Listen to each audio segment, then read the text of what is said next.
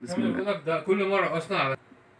طبعا بسم الله الرحمن الرحيم. هنتكلم النهارده عن الكوندنسر. طبعا زي ما احنا شايفين كده الكوندنسر احنا لسه غاسلينه حالا دلوقتي. طبعا ده كان كله تراب، ده بيأثر على التبريد بتاع التلاجة.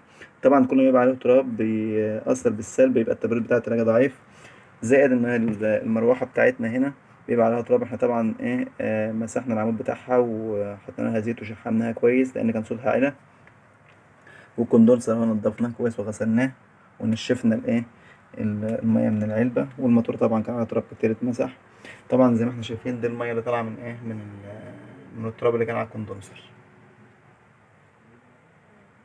طبعا المفروض كل دخلة الصيف كده ولا حاجة بنمسك الكوندنسر، بنجيب كوباية زي دي كده، نملاها مية ونكب على الكوندنسر، نغسله وننضفه كويس. بالتالي يدينا نتيجة تبريد أحسن. وبالتحديد المنطقة دي بالذات لازم تتنضف كويس. ده مهم جدا احنا ننضف المكان ده.